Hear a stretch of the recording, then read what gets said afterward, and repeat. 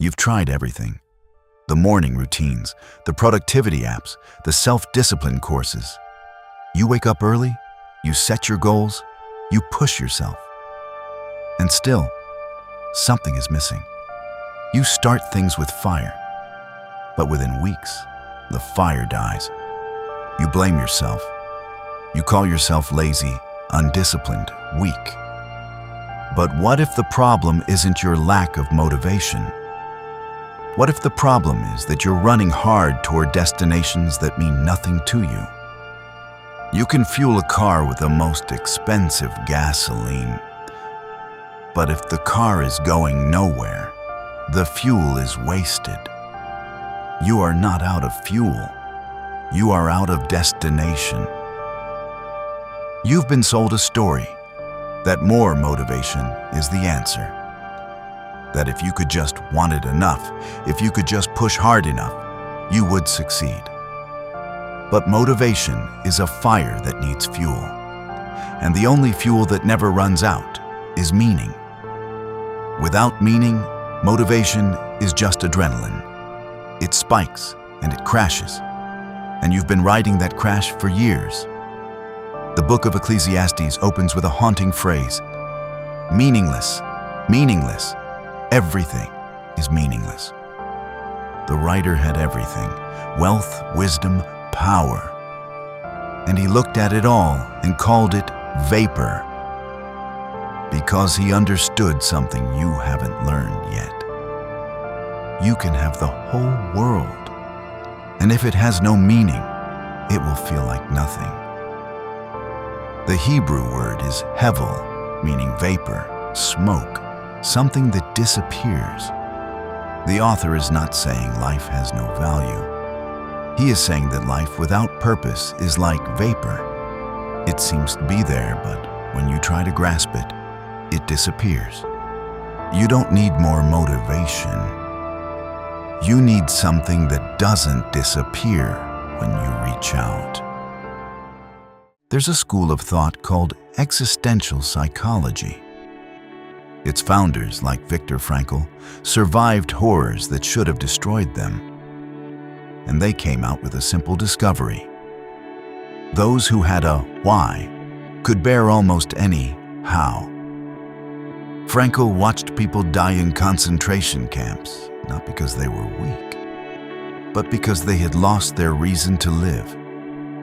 And he watched others survive the same conditions because they held on to meaning. You are not in a concentration camp, but you are living in a culture that has lost meaning. You have been given every tool for comfort and none for purpose. And your soul, which was designed for meaning, is starving on a diet of pleasure. Jesus said, "Man shall not live on bread alone." You've been trying to live on bread, and you wonder why you're still hungry. Matthew 4:4 NIV. Man shall not live on bread alone, but on every word that comes from the mouth of God. Bread here is everything material, everything that sustains the body. But the human being is not only body. There is a spiritual dimension, a hunger for meaning that bread does not satisfy. You can have a full pantry and an empty soul. You don't need more bread. You need word. You need purpose. Here is the truth you've been avoiding. You are responsible for your own meaning. No one will give it to you. Not your partner, not your job, not your possessions. You can spend your whole life waiting for purpose to arrive like a package on your doorstep. It won't come. Meaning is not found.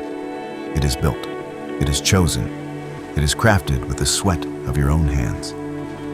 Jesus told a story about a man who found a treasure hidden in a field. And then, the story says, in his joy, he went and sold all he had and bought that field. Notice, he didn't wait for the treasure to come to him. He sold everything. He acted. Your meaning is hidden in a field somewhere. have to be willing to sell what's comfortable to buy what's real. Matthew 13:44, NIV. The kingdom of heaven is like treasure hidden in a field. When a man found it, he hid it again, and then in his joy went and sold all he had and bought that field. The man didn't negotiate. He didn't ask for a discount. He didn't wait for the field to get cheaper. He sold everything. The psychology here is profound. Meaning requires sacrificing what is safe. You cannot have the treasure and keep the security. You need to choose. And the choice is yours. So where do you start? You start by asking a different question. Stop asking, what will make me happy? Ask, what is worth suffering for? Because anything that gives you meaning will also ask something of you. It will demand your time, your energy, your tears. But that demand is not the enemy. It's the proof that it's real. The Apostle Paul said, I have learned to be content, whatever the circumstances. He didn't say he learned to be happy. He said content. There's a difference. Happiness depends on circumstances. Contentment depends on meaning. You can be happy and empty. You cannot be content and empty. Start small. What is one thing you can do today that feels like it matters, even if it's hard? Do that, and tomorrow, do it again. Meaning is built one brick at a time. Philippians 4:11, NIV. I am not saying this because I am in need, for I have learned to be content, whatever the circumstances. Paul wrote this from prison. He wasn't happy about being imprisoned, but he was content because his life had meaning regardless of the cell. Psychology calls this resilience. Faith calls it the peace that surpasses all understanding. Both come from the same place, a purpose that circumstances cannot touch. One day, you will look back at the years you spent chasing motivation, and you will laugh, not because it was funny, but because you finally understand. You were never broken. You were never lazy. You were just pointing your incredible engine in the wrong direction. You have within you the capacity for meaning that could move mountains, but you've been using it to move sand. The book of Jeremiah records a message to a people who had lost their way. You will seek me and find me when you seek me with all your heart.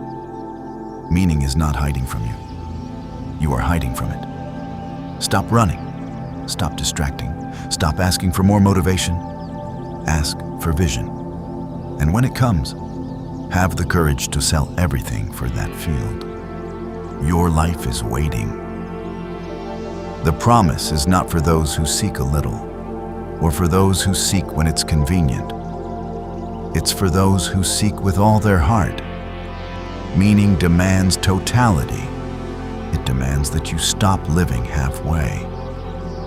But when you seek like that, what you find is not just purpose, it's yourself.